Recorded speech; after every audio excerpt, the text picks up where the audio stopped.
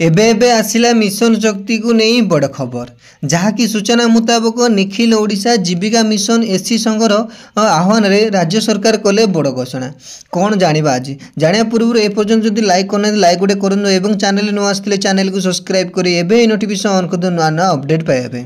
देखंतु बहुत दिन है एससी मेंबर माने राजरास्ता रे गर्जन करी आसुतिले कहीं ना अच्छी स्थायी नियुक्ति ना अच्छी मासिक दरमा से नहीं दायीपत्र घोषणा राज्य सरकार को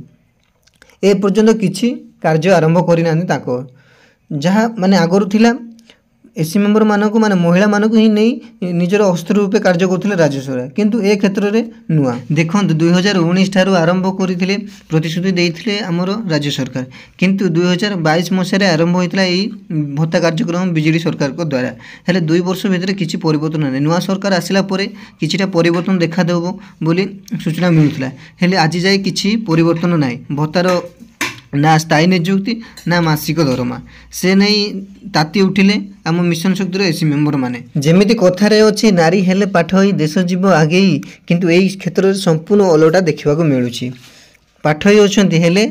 देश जाउनी आगो काहेकि राज्य सरकार अवहेला जोगु हेले आम उपमुख्यमंत्री प्रतिमा परिडा कहिसंती खूब शीघ्र माने मिलिबो भत्ता बोली घोषणा करिसंती एमति नुआ नुआ अपडेट पाए चैनल को सब्सक्राइब को नोटिफिकेशन ऑन कर दिंदु।